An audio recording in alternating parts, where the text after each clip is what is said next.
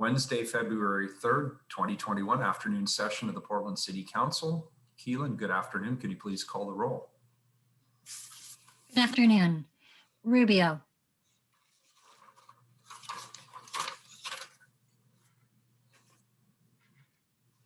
Commissioner Rubio.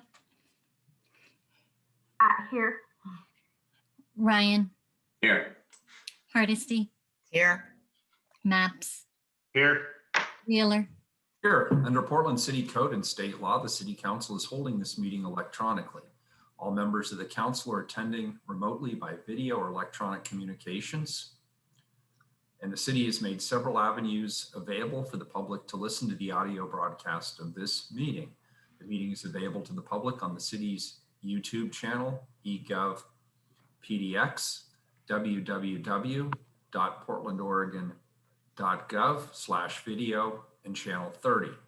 The public can also provide written testimony to the council by emailing the council clerk at cctestimony@portlandoregon.gov. The council is taking these steps as a result of the COVID-19 pandemic and the need to limit in-person contact and to promote physical distancing. The pandemic is an emergency that threatens the public health, safety, and welfare, which requires us to meet remotely by electronic communications. As always, thank you all for your patience, your understanding, and your flexibility as we manage through these challenging times to conduct the city's business. With that, we'll hear from legal counsel on the rules of order and decorum. Good afternoon. Good afternoon. To participate in council meetings, you may sign up in advance with the council clerk's office for communications to briefly speak about any subject. You may also sign up for public testimony on resolutions or the first readings of ordinances. The published council agenda at portlandoregon.gov/auditor contains information about how and when you may sign up for testimony while the City Council is holding electronic meetings. Your testimony should address the matter being considered at the time. When testifying, please state your name for the record. Your address is not necessary. Please disclose if you are a lobbyist, and if you are representing an organization, please identify it. The presiding officer determines the length of testimony. Individuals generally have 3 minutes to testify unless otherwise stated. When your time is up, the presiding officer will ask you to conclude. Disruptive conduct such as shouting, refusing to conclude your testimony when your time is up, or interrupting others' testimony or council deliberations will not be allowed. If there are disruptions, a warning will be given that further disruption may result in the person being placed on hold or ejected from the remainder of the electronic meeting. Please be aware that all council meetings are recorded. Thank you very much. We have one important proclamation on our agenda this afternoon. Keelan, can you please read item 79? Proclaim February 2021 to be Black History Month. Commissioner Hardesty. Thank you, Mayor. It is absolutely my pleasure to have us honor Black History Month this afternoon. Let me start by saying Black history is every day of the year, 365 days and 366 on a leap year.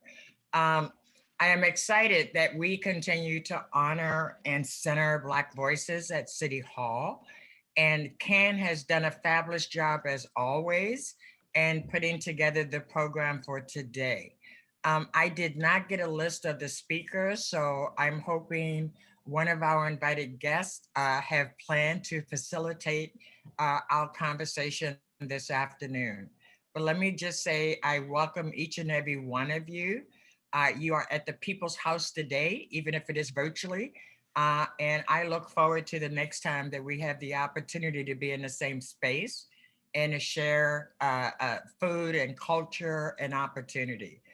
So without further ado, I will turn it over to the panel and hope that all of us will have additional comments after the panel has spoken.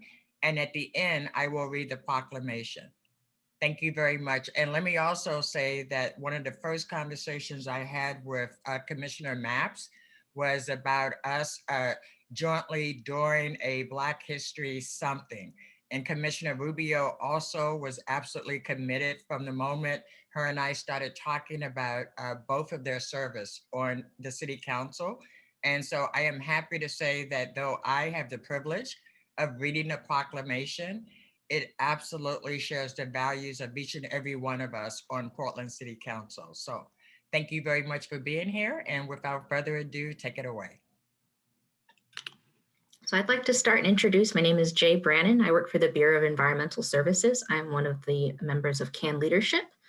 We are an affinity group through Diverse Empowered Employees of Portland. And this is the 5th or 6th year that CAN and its Black employees have volunteered their time to help organize Black History Month proclamations, something we continue to do and put together sometimes very last minute and sometimes with much planning. It's a very different year than normal because we're doing this all virtually. Without further ado, I'd like to start by introducing, before we begin, with something a little different. We have a Diasporic recognition to be read by the writer and artist Donovan Smith, who is also one of our testimonies. So he will begin, and then I will introduce all of our panelists after that. So thank you. Take it away, Donovan. Thank you. Thank you, Jay. Can y'all hear me? You can hear me? Okay, thank you. Appreciate you inviting me into the space today. So I'm just gonna read this diasporic recognition. We recognize that the first enslaved Africans were brought to this land in 1619. We recognize the centuries of genocide, ethnic cleansing, and crimes against humanity that have been inflicted on the people who were made Black in this land. We are the architects of this land. We are the foundation of this country's wealth. Through colonization and genocide, this land became known as the Oregon Territory, encompassing lands of modern-day Washington, Idaho, Wyoming, and Montana, before finally becoming the 33rd state of America on February 14th, 1869. Despite the exclusion of our presence in state law, we have been here since the early days, living, stewarding, laboring, and building families in this land. We are the descendants of the Great Migration. We are the descendants of Vanport. We recognize that in the demise of Vanport, Albina became the home of the largest Black community in this land's history. While Albina became a nucleus to our Black community, we have continued to live and build throughout Oregon. We continue to live in all corners of this state. We've been here, we're still here. Thank you. Thank you, Donovan. Thank you. So I'd like to introduce our testimonies. We have a great panel of testimonies from our own City of Portland Black employees, as well as community members. We're going to get started first with Taisha McCool Riley. She is the city's sole mental health specialist and part of the CAN Leadership Board. Next up, after Taisha, we will have Ariana Morehead, who is a teen who is also Miss Black Teen Oregon Ambassador, to provide a testimony. Following Ariana, we have Donovan Smith, like I have said, writer and artist and member of several Black organizations in Portland, doing this work every day in the streets. It's impressive. Our last speaker is our own Dr. Markeisha Smith, Director of the Office of Equity and Human Rights. We are thankful for her testimony as well. So with that, let's get started. Thank you.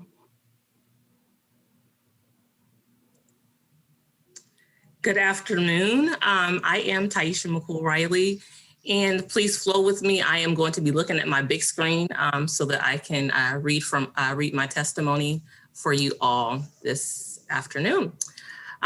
First, I would like to start off by saying good afternoon and welcome to the Black family. Those of you who work for the city, those who work in the city, those who live in the city, and those who serve in the city of Portland. We thank each of you for joining us today. Also, good afternoon and welcome to you, Mayor, and commissioners, and all other city staff and affiliates. Thank you all for joining us as we acknowledge and celebrate Black History Month. Again, my name is Taisha McCool Riley. I am a Portland native. I am the one and only mental health program specialist for the city of Portland, working from the Office of Community and Civic Life. And I'm also part of CAN Leadership with the City of Portland Affinity Group. This afternoon, we come together to recognize February 2021 as Black History Month, with the theme being the Black family, representation, identity, and diversity. I come before you to pay tribute to the Black excellence that has built and shaped our society despite the obstacles and hurdles that we have endured and continue to fight through. Today, we celebrate our Blackness without reservation or hesitation, but with pride and honor. If we are to ponder the theme for this year, Black family, representation, identity, and diversity, without a shadow of a doubt, many of us will automatically defer to our historical oppression, ancestors' enslavement, and marginalization. From the days when we were treated as property and identified as everything but human, when our families were intentionally torn apart and dismantled to create wealth, status, and stability, while the Black family system suffered complex trauma, dehumanized treatment, brokenness, and identity and worth deprivation. To a time when we as a people are saying no more of the same, where we are saying, I am Black and I am proud, where we are positioning ourselves to be represented in positions of power and influence across all industries that shine a light on our talent, our value, and our passion, where we are infiltrating systems to champion change that creates space for diversity, equity, and real inclusion for us, where we are shouting, our humanity matters, our struggle matters, our accomplishments matter, our lives matter, and our Black excellence matters.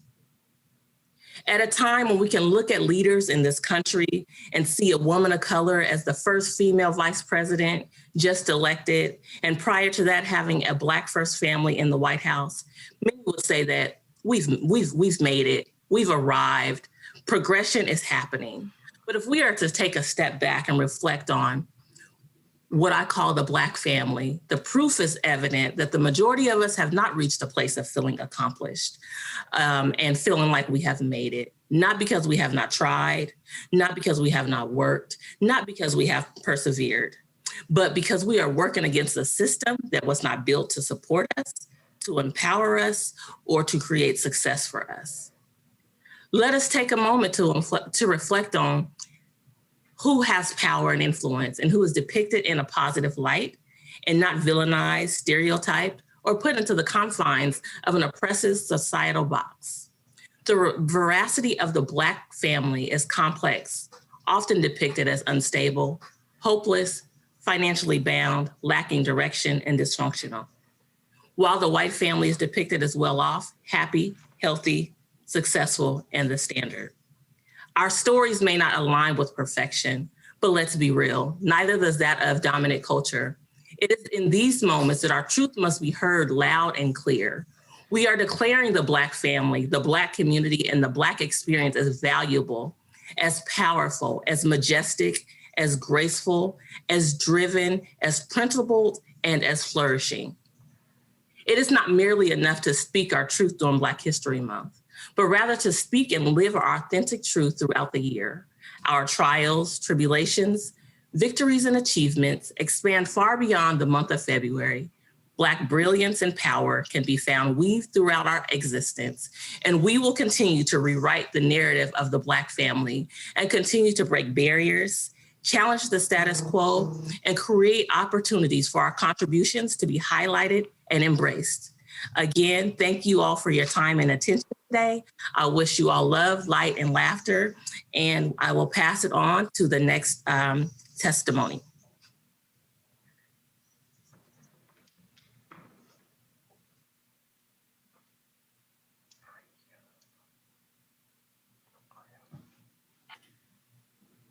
You're up, Donovan. Can y'all hear me? Okay. I'm only asking, my Zoom has been lagging when I unmute, so y'all must be special or something that wants to act right. So I was invited here to speak about the Black family. In doing so, I'm gonna present a question. When are we gonna actually invest in the generational futures of Black families in the city of Portland? I'm gonna tell the story of my mom, Laverne Ballard, to help guide this question. For years, my mom has been driving for TriMet. And it's funny now, everyone's calling her an essential worker now that she's gambling with her life every day. but for many years, she was just another uniform. After years of paying rent on 42nd, first on Killingsworth, then up the street on Sumner, my mom was able to do something nobody in our immediate family had done again since my great-grandmother, and become a homeowner. I'd watch her come home every day after working overtime shifts with just enough energy to make a good meal before going to bed to do it all over again. Just enough to keep that roof our roof. Then a decade of injuries from turning the bus wheel finally caught up with her. She still tried to work, but was assigned to what they call light duty. But then her supervisor denied her of that. Then the crazy thing about it, she was fired for missing too much work. She applied for another job within the company, then denied, then another, then she was denied. And then just like history does, history repeated itself again and she was denied.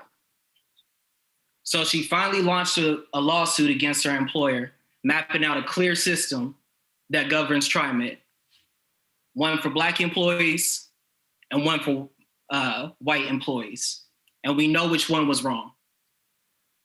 Our house became filled with papers with her trying to prove that they were wrong. Some days you would have thought she was the lawyer.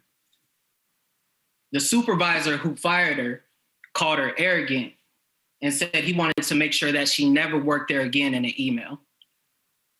This is the type of place that we're talking about. By the time I graduated high school, his dreams were about True. With mounds of legal and medical fees, she was left bankrupt and lost her home. While she was on the phone with Wells Fargo, trying to work out a plan to stop the foreclosure, they told her on the phone that the house had been sold. It had been auctioned. Just like that. After years of doing all the right things, working a decent job, working overtime, buying a house, what was she left with to show for all the essential work that she had been doing? She's been a renter ever since that day we last shut the door to our home. Now, I did say in my opening that my mom currently is an essential worker. That's because she's working for TriMet again. But why?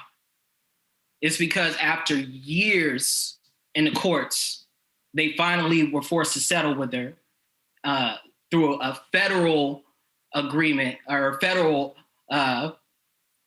case that forced them to reinstate her. They even had to adopt a policy that was unofficially named after her called the Ballot Rules. No formal apology was issued, just her job back and a trail of debts with little change. When she first purchased that home in the early 2000s, it was about $189,000. When it sold again last year, it was worth nearly $500,000. By the time I'm her age, 51, how much do you think that house will be worth? How much do you think it'll be worth by the time that I have kids and they're adults? She's now in the very same units on 42nd and Sumner that she had escaped to become a homeowner, paying American Property Management to have a roof over her head each month. You'd be a fool to say it was for any other reason than TriMet. Now, y'all might be wondering what any of this has to do with City Council. Well, it is worth mentioning that TriMet is a quasi-governmental agency. All that redlining and being busts and demolitions, we're descendants of that. See, we talk a lot about equity and we talk a lot about correcting wrongs in the city, but where's the justice for my mom? Every day, today, as we're talking, she's literally risking her life at that same job to return to a home she doesn't even own through no fault of her own. Let's really think about the question I presented at the beginning. When are we actually going to invest in the futures of Black families in the city of Portland. When faced with a decision to expand the interstate urban renewal area, the mayor said twice in this space, once in December during testimony, then again during the vote, which council would unanimously take on, that vote was not restorative justice. And if that wasn't restorative justice, then I have to ask, what was it? See, when we're forced with decisions around truly reckoning with restitution, we're met with platitudes without urgency. We meet the calls for defunding our local military that we call the police, not even halfway, while spending millions on overtime to allow them to poison our citizens amidst calls for Black liberation. And it's great to hear that reparations are now part of the city's federal push. And I encourage everybody to look up HR 40. But what about repairing the harms that are happening locally for people like my mom, for my mom? Stolen wealth is injustice. In order to restore our communities, we must actually account for what has been taken through generations and invest accordingly. We must institutionalize restitution and make sure the wrongs of people that make the wrongs done to people like my mom are made right by making sure she has house keys to her own home again. This is the Black future that we need in the city of Portland. Thank you.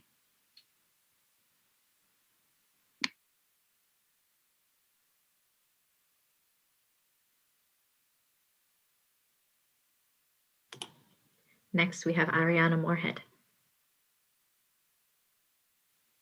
Hi, my name is Ariana Morehead. I am your Miss Black Teen Oregon International Ambassador 2020.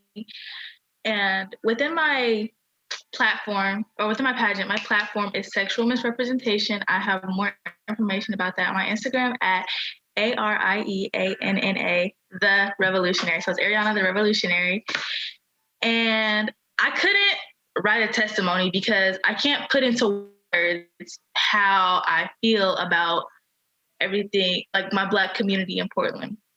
So I just want to start off by kind of saying what Donovan was saying. Gentrification is a big problem in Portland, and it's just like sad to see that what used to be my grandpa's house, my great grandpa's house, where my aunts and uncles and my mom grew up in, is now a coffee shop, a really popular coffee shop that's making a lot of money because my grandpa was forced to move out of his house.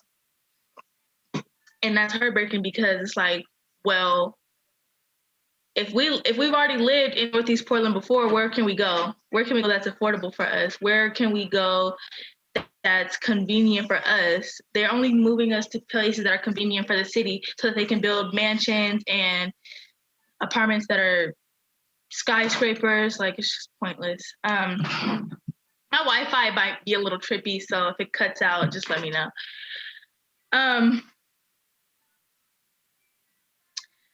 So being one of the youngest people, a part of the Black Lives Matter movement, especially in Portland, it's very traumatizing.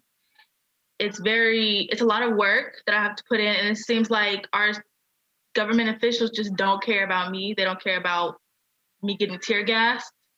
They don't care about anything. They don't care that I'm having to fight for my life on the streets of Portland because of the police. Sorry about that, my aunt's phone is ringing.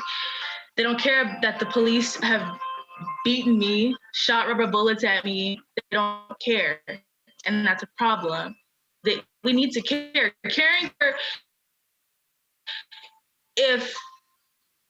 I'm so sorry, but Commissioner, I've called you out for it again. I've called you out for it one time and I'll call you out for it again.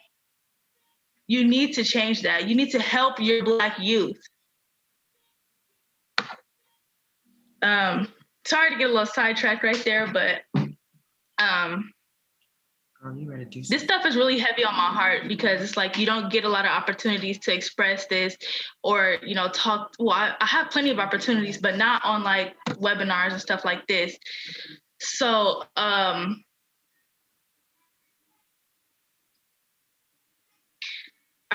community in Portland is struggling. We're struggling constantly as far as gentrification, racism, discrimination in Portland, just in Portland. Being Black in America is already hard enough, but being Black in a white supremacy state is even harder. What have you guys done about the white supremacists that have sent me death threats, have attacked our Black activists? What are you gonna do? It is Black History Month. Why hasn't the city planned something for Black History Month, like a big event? I understand that there's COVID, but there's more you can do than sitting behind a screen signing papers that continue abusing us and tear gassing us and doing all this other stuff that they've been doing. That's all you can do because you guys have so much power and you guys are not gonna do anything to change that because all you're getting is money. All you're making is profit off of us, off of our pain, off of our trauma, and that is not okay. Sorry, I'm kind of.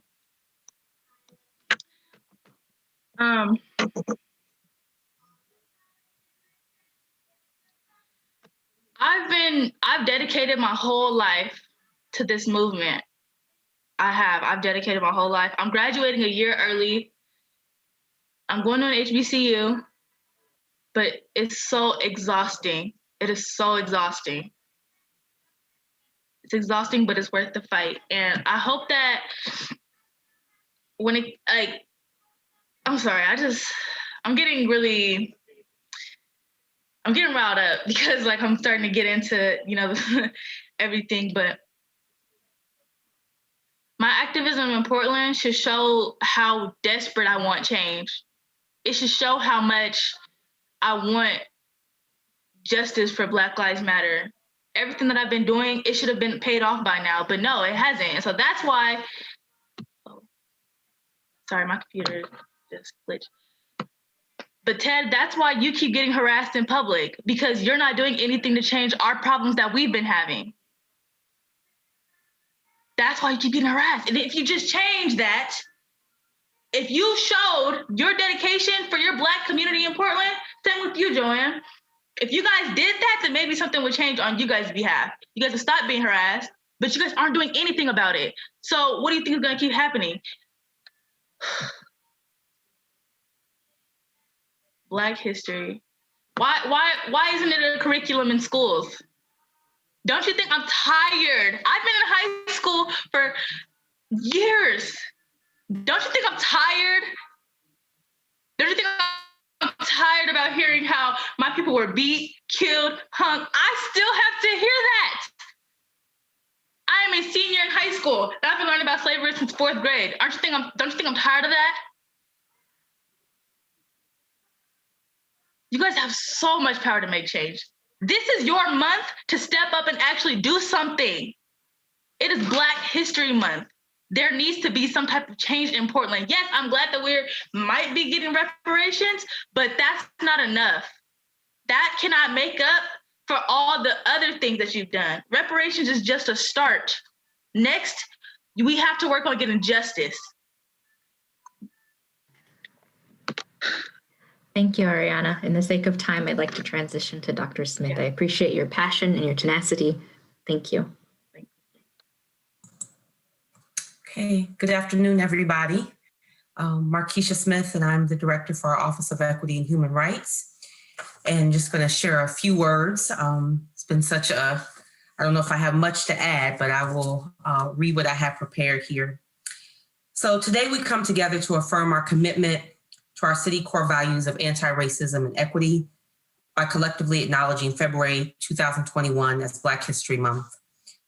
This year's theme, the Black family, representation, identity, and diversity, is a perfect way to honor the beauty, strength, and vitality of the Black family and community. Despite the continuous threats that inequitable anti-Black systems and structures impose on the sustainability of Black families, the blessings of our ancestors, resiliency, and Black excellence could not be defeated. And as Commissioner Hardesty mentioned earlier, may we all be reminded that the history and contributions of Black folks should be honored, embraced, and celebrated every day of the year. I would like to end with a poem by the late poet laureate Maya Angelou entitled The Black Family Pledge. And in my analysis of this poem, I feel like it's a call to remember who we are and the power of our collective truth and history. And I love poetry, so those of you that know me know that. So the Black Family Pledge. Because we have forgotten our ancestors, our children no longer give us honor. Because we have lost the path our ancestors cleared, kneeling in perilous undergrowth, our children cannot find their way. Because we have banished the God of our ancestors, our children cannot pray. Because the old wells of our ancestors have faded beyond our hearing, our children cannot hear us crying. Because we have abandoned our wisdom of mothering and fathering, our befuddled children give birth to children they neither want nor understand. Because we have forgotten how to love, the adversary is within our gates and holds us up to the mirror of the world shouting, "Regard the loveless." Therefore, we pledge to bind ourselves to one another, to embrace our lowliest, to keep company with our loneliness, to educate our illiterate, to feed our starving, to clothe our ragged, to do all good things, knowing that we are more than keepers of our brothers and sisters. We are our brothers and sisters. In honor of those who toiled and implored God with golden tongues, and in gratitude to the same God who brought us out of hopeless desolation, we make this pledge. Thank you for the opportunity to speak with you. Thank you, and thank you to all of our speakers. I'm gonna ask my colleagues if they'd like to make any statements before I read the resolution. Commissioner Hardesty, I would, but I'll defer to the mayor. Yes, Commissioner Mapps, please, go ahead. Okay, Commissioner Hardesty, colleagues, thank you for this opportunity to share this important moment with you. Black History Month is important to me. Obviously, this is a topic close to my heart. The story of African Americans in Portland is the tale of tragedy and triumph. This is part of my story, and regardless of the color of your skin, it is part of your story too. The history of African Americans in Oregon dates back to at least 1788. And about 60 years later, Oregon's provincial government passed the first of Oregon's Black exclusion laws. Those laws stated that Blacks who settled in Oregon would be publicly whipped 39 times, repeated every 6 months until they left the state. Well, looking around the Zoom call this morning, you can tell that we are still here. And over time, the Black exclusion laws were repealed. But you know, the last Black exclusion law was repealed fewer than 100 years ago. And 69 years later, after the last of Oregon's Black exclusion laws were repealed, our friend and colleague Joanne Hardesty became, I believe, the 5th African-American to be elected to Oregon State Legislature. And of course, Hardesty is also the first Black woman to serve on Portland City Council. I think accomplishments like that deserve recognition. That's why I'd like to take a moment to thank Commissioner Hardesty for her service to our city and to our people. Commissioner Hardesty, you are a true Portland trailblazer. Now, the emergence of Black office holding in Portland is both a sign of how far we've come and a sign of how much work there is left to be done. And indeed, there is much work left to be done. In Portland today, African Americans are both more likely to be the victims of crime and more likely to be subject to arrest than their white neighbors. Here in Portland, there is no neighborhood where the average Black family can afford the average rent. Here in Portland, African Americans are more likely to catch COVID and succumb to the disease than their white neighbors. Now, I think we are the generation of Portlanders who must right these wrongs. Our work is to guarantee civil rights, social justice, and economic opportunities for today's generation of African Americans and for future generations of African Americans. By keeping that promise, we affirm the following self-evident truth: Black lives matter. Thank you, Commissioner Hardesty. I'll cede my time. Thank you, Commissioner Mapps. Mayor Wheeler, your hand went up next, and then I see Commissioner Rubio. Commissioner, with your forbearance, I'll defer to Commissioner Rubio. Excellent. Commissioner Rubio. Thank you, Commissioner Hardesty, and thank you everyone for this important proclamation and the recognition of Black families and individuals' experiences in the city, and also the tremendous contributions to our city as well. And I also want to extend an appreciation to the African American Network for your work every day, bringing your full selves to your jobs in service of all of Portland, and for lifting up the experiences and voices that all of that brings, and places for us to do work and improve and make things better at the City of Portland, and for every day, not just this month. And after a year of advocacy and change, I can't think of a better way to honor Black lives than to focus on the beauty and resilience of Black people and Black families. And I especially love the quote in the proclamation that I read that talks specifically about the attacks on the Black family and that they've been intended to harm the African American community, and in many I'm quoting, and in many instances, it's created deeper and more determined roots from which a foundation of incredible strength, resiliency, beauty, creativity, love, and UD growth, in addition to all of the amazing contributions in those areas.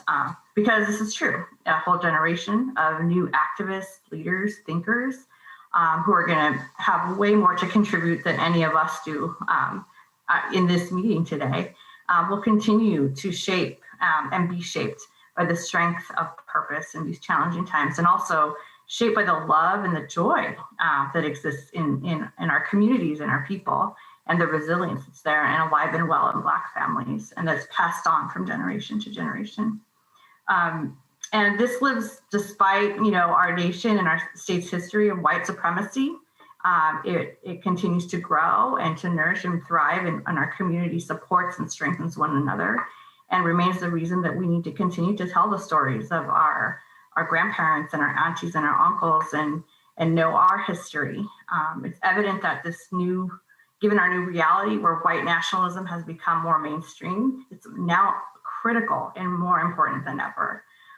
So I sit here today very keenly aware of the legacy of the Black exclusion laws that Commissioner Mapps talked about, and recognize that it took well over 100 years before Commissioner Hardesty, Commissioner Mapps, and I would actually even be able to sit together today in this meeting, elected in a citywide election on Portland City Council. So I want to draw attention to all of this because we as members of councils, we believe that things need to change. I strongly believe Black Lives Matter, as do I know all my colleagues do. And as such, we must act on these beliefs, as some of you have mentioned. And so many Portlanders have demanded us over this last year that we do so. So this includes authenticity, right? This includes rebuilding trust, or even establishing trust where trust has never existed. And also, authentic dialogue and engagement on what we know that matters. And that means squarely first, before you can talk about future, addressing past physical and economic violence on Black families caused by all the things that were mentioned: displacement, gentrification, loss of generational wealth, substantive conversations about reparations and what that actually means, to make sure that we're using the same definitions when we say reparations. Taking action about reimagining community safety, which we're well underway to do that as well, and police accountability. But also, as well as that, recognizing Black communities growing in immeasurable contributions to the community building, wealth creation, business innovation, arts and culture, culinary arts, education. There's so many things where Black life is Oregon life. It's our collective work to ensure that city government acts on our values, because when Black families thrive, Portland thrives. Black history is American history and Oregon history as well. So we need to walk our talk, continue to act on our values, and do the hard work to rebuild systems that are for so long kept so many Black Portlanders and other communities on the outside and have to work around the system just to receive the same kinds of support. So I'm really moved by everything I've heard today. I'm also really proud to listen to these words, and also proud that we have leaders like we have here today working on behalf of community.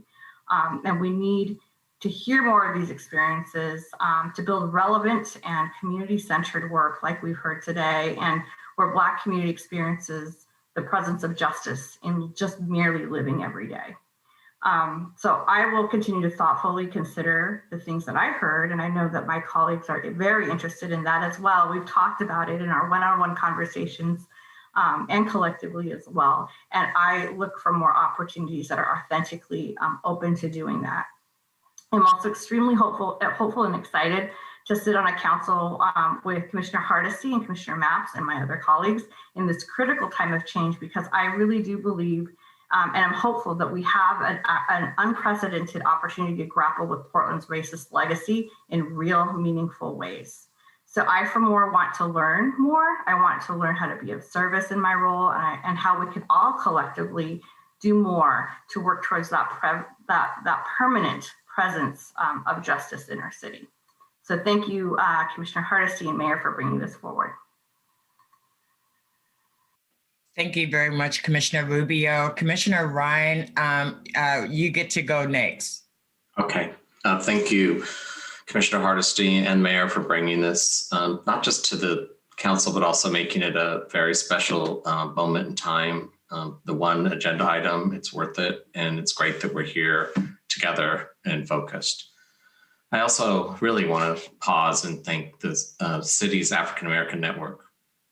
You're the reason why I got so much out of this time that we're here together. And I do need to call out Donovan Smith. I really appreciate you telling the story of your mother. It was very moving, and it's having an impact on me listening to that story.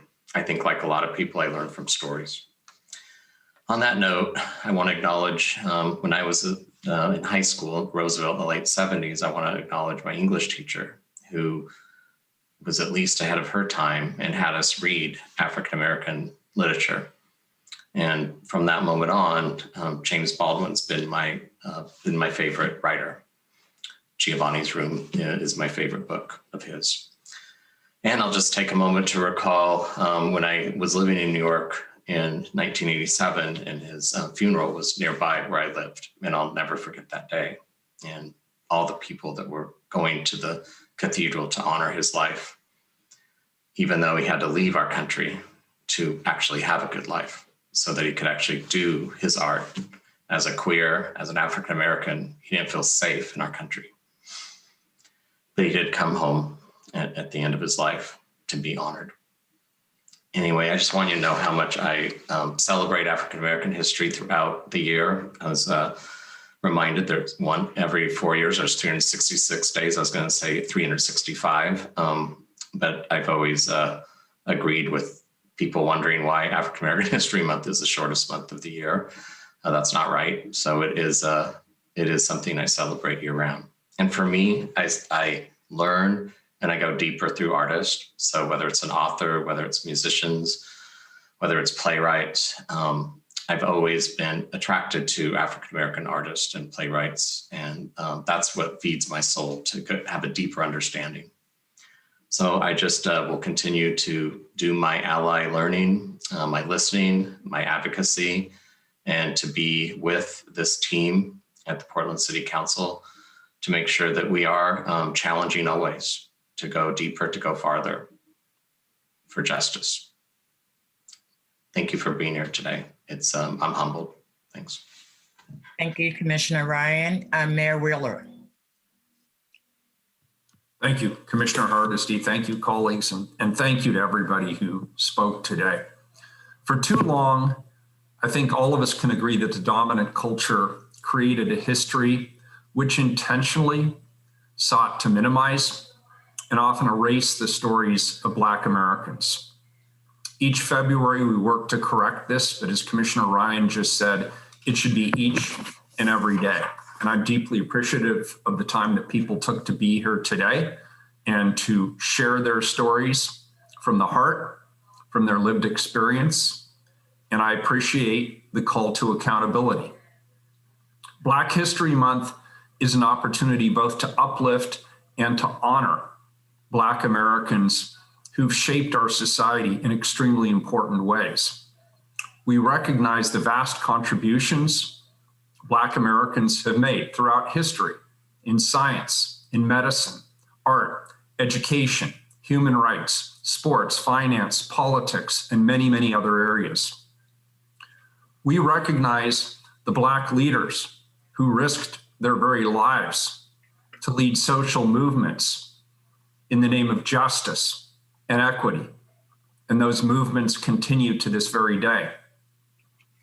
John Lewis comes to mind, and we recognize contemporary Black Americans who are leading our country to a better future, including Kamala Harris, our country's first Black Vice President. Black History Month is also a moment to reflect on the countless barriers faced by Black Americans, not only in the past, but as we heard from our testimony today, all the way into the present day. These barriers are fortified by white supremacy. This year's Black History Month is themed The Black Family, Representation, Identity, and Diversity. For centuries, Black families have been marginalized by our society, and we heard some of the history of that here today. Slavery, of course, violently ripped Black families apart. Oregon's founding documents, as we heard earlier, forbade African-American families from even settling here. And our own city has an ugly history of discrimination against Black families through unjust laws and redlining. It's important that we speak these truths because until we acknowledge, we cannot understand. And until we understand, we cannot overcome. And we cannot move forward together until we have had that opportunity. It's a painful process. And for those who are directly impacted generationally through their lived experience, we heard the word used today, exhausting. And I've heard that before, and that is an extra added burden on top of traumas already realized and already personally felt. And I want to acknowledge that, and I want to thank you because I understand that even coming here today and sharing these stories, this testimony inflicts more trauma. I acknowledge that, and I thank you for being willing to absorb that for the benefit of this council and this community. Despite all of this, Black families have continued to be sources of incredible resilience and strength and love. In order to create a society that is truly equal for all, we must correct the misdeeds of the past. In 2020, our city council unanimously passed a resolution that named anti-racism and equity as two of our city's core values. We center these values in every decision we make as a council. We're committed to making Portland a place where all Black individuals and families can thrive. Because if Black individuals and families are not thriving, then our community is not whole. Through acknowledging both the past and the present, I am confident, I am optimistic that we can build a better future, not only for all of us who are here, but for the generations that come. Through celebrating Black History Month, we take a step that I think is important. We use it to strengthen our collective understanding of history. With this collective knowledge, we can create a society that is safe, that is supportive, and that is just for all Black Portlanders.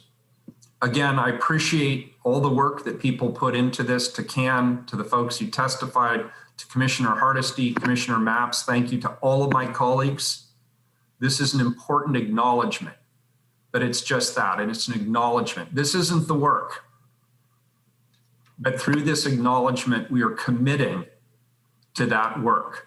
And I have nothing but complete confidence that the public will continue to hold us accountable to ensure that our deeds match our words. Thank you. Thank you, Mayor. And thank you to all of my colleagues. Your words were very heartfelt and greatly appreciated. Donovan Smith, I've known you for about a decade, and today I learned something about the legacy and the shoulders you stand on. And I want you to know how grateful I am that you took this moment today to share that legacy, because it is not an unfamiliar legacy to me, and certainly to any other African American who has lived in the United States of America for 60-some plus years. And so you honor your mom by being here today and sharing your story, and I'm grateful. Thank you. I want to tell Ms. Teen Oregon that though I appreciate her advocacy, my mom taught me a long time ago that you get more with sugar than vinegar. What I have seen over the last year is an acknowledgement that I never thought I would see in my entire lifetime. I saw a global movement for Black lives. I saw activities happen that I expected would not happen here at City Hall, at least until my second term. I saw us declare that Black employees and employees needed grief leave, and it was approved unanimously, and it happened. I saw this council make Juneteenth a national holiday. I saw this council, and let me say that the majority of the council today was not here last year when this movement began. I have an expectation that with this council, with 4/5 of the city council being grassroots community people, that the conversations, the dialogue, and the investments we make will be a lot different. I want Ms. Teen Oregon to understand, in order to do anything on the city council, you need 3 votes. We like 5 votes, because that means that we are all in lockstep, but 3 votes will do.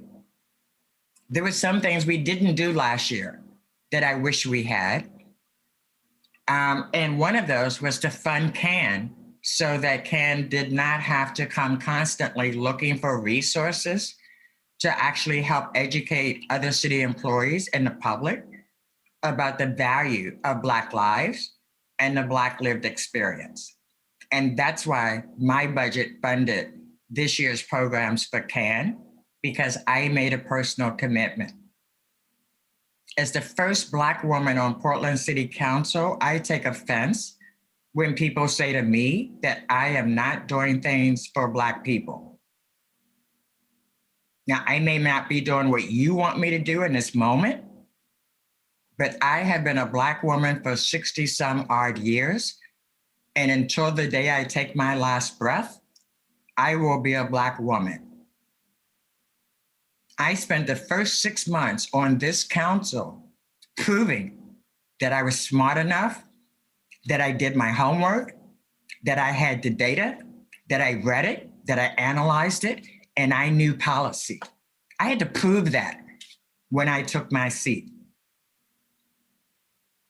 I had to prove that I was not the angry Black woman that was just going to come in and just create hell throughout the city of Portland.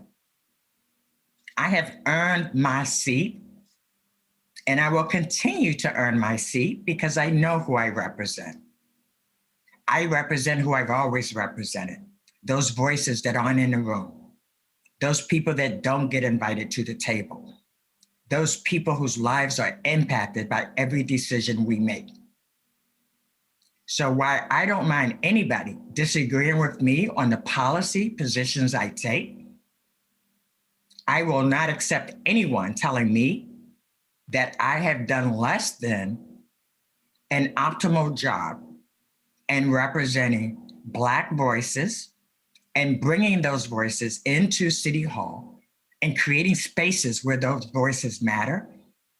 I can tell you every bureau that I've had in my portfolio, I've met with every Black employee in those bureaus, and I'm doing it with my new bureaus. I meet with the other employees, I meet with everybody.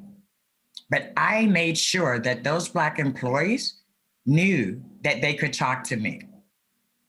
And so today is really about celebrating the Black family, but I did not want this opportunity to pass without being very clear. We can talk about disagreements in policy, but you will never approach me telling me who I represent. I know who I am. I know what I have to do every day to stay in this position. And I am proud of every decision that I've made that has moved equity, justice, fairness into city policy and practices. And I will continue to do that. So I'm sorry I went off on my own little tangent there. But I want it to be clear. You can disagree with me on policy, but you will never get into a debate with me about where my loyalty lies. I have a history. When your history is as deep as mine, you can challenge whether or not I'm doing enough. Thank you very much, Can, for what you do every day for the city of Portland. Thank you for your bravery. Thank you for crying with us last year as we all went through a series of traumas. It was in our face. We could not avoid it. But guess what? You came to work every day. You gave the city 110%. And you continue to be the best ambassadors that the city of Portland has about who we are, how we do our work, and how we value Black, Indigenous, other communities of color, and honestly, everyone else in our city. Because guess what? When we center Black, Indigenous, and other voices of color, everybody else will benefit. Thank you. This is a great opportunity to celebrate Black History Month because me and my colleagues are planning on what a more just city looks like when we come out of this pandemic. And we need everybody. This is an all hands on deck opportunity, but we need people who really are going to do the hard work. It's easy to be critical, but it's a little harder to stay at the table for 30 years when no one else is listening. Now, let me read the resolution. And by the way, again, the resolution is from all of us on the Portland City Council. Whereas the city of Portland takes pride in joining Americans throughout the country and recognizing February 2021 as Black History Month. Whereas Black History Month recognizes and pays tribute to the contributions that African Americans have made to American history and their struggles for freedom, equality, and deepens our understanding of our shared history. The theme for 2021, the Black family, representation, identity, and diversity, acknowledges the historic and modern day challenges faced by people of African descent, denied opportunities to be represented, void of limits, stereotypes, and distortions that tend to marginalize and perpetuate the negative perceptions created and sustained by the ideas and actions of white supremacy, and all of its direct and indirect impacts and applications. And whereas the Black family has historically been a target of attack and disregard since the beginnings of this country, when Black individuals were dehumanized and treated as property, and families were torn apart for profit. And whereas generations of African Americans, individuals, families, and communities have played a significant role in protesting the necessity for Black individuals and families to be viewed and valued as full human beings, respected, dignified, and worthy. And whereas local laws and business practices were established to exclude African American families and ensure their representation were limited to certain areas and restricted from being represented in others.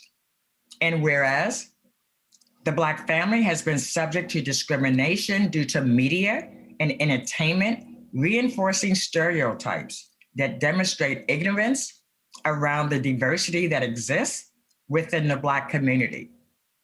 And whereas we believe emphasis needs to be put on putting forward people of African descent and all of our complex and multifaceted humanity, rather than relying on tired stereotypes to perpetrate negative perceptions.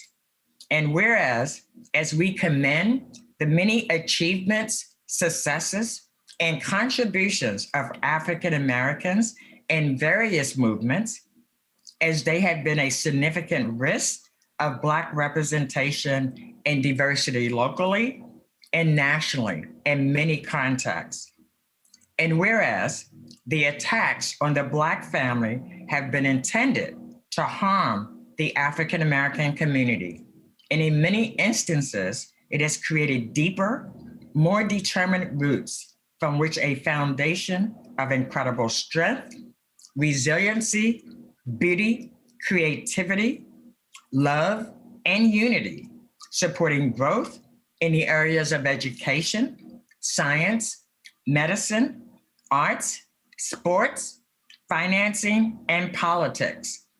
And whereas to this day, millions of African Americans across the country are experiencing representations of themselves woven throughout government, politics, entertainment, spiritual sectors, medical and wellness industry, business, and media that inspires, motivates, and models attainable possibilities. And whereas there are few, if any, more beautiful than the loving touch of a strong Black mother, the kind, encouraging words of a strong Black father, the genuine respect and consideration of a strong, understanding child. And African Americans are prepared to go to battle for what should be rightfully ours. This preparedness is a part of our narrative and has cultivated our courage, drive, and resilience in the face of adversity, inequality, all of which is the identity of the Black family. And whereas inequality and injustice of Black people continue to plague our cities, states, and country, and it is the responsibility of residents to advance the American notion of life, liberty, and the pursuit of happiness for all. And whereas acknowledging the significant contributions of how our diverse culture enriches and broadens the American experience, of which Black heritage is inseparable part as it weaves throughout our country's history, profoundly influencing every aspect of our lives, as well as other dominant cultural groups. And whereas, despite many historic and present day obstacles and acts of oppression, the Black family has continually shown strength and resilience a demonstration of our pride, our fortitude, and our hope to leave a better legacy for future generations. Now, therefore, I, Ted Wheeler, Mayor of the City of Portland, Oregon, do hereby declare my page closed. Do hereby declare the City of Roses do hereby proclaim February 2021 to be Black History Month in Portland and encourage all residents to observe this month in this manner. Thank you all. Now, because we're doing this electronically, we usually would take a picture at this moment with the proclamation. We will make sure that Ken gets several copies of it. I'm not quite sure how that process works. Somebody else does that, but we will make sure that Ken is presented with this official proclamation. And again, thank each and every one of you for the hard work you did to get us to this space today. Mayor, that concludes the presentation for Black History Month. Thank you, Commissioner Hardesty. Greatly appreciated. Thank you, colleagues. Thank you to all of the folks who helped organize this today. Thank you to everybody who testified today. Greatly appreciated. It was an important moment. That is our sole item for tonight's, this afternoon's agenda, and we are adjourned. Thank you, everyone. Thank you.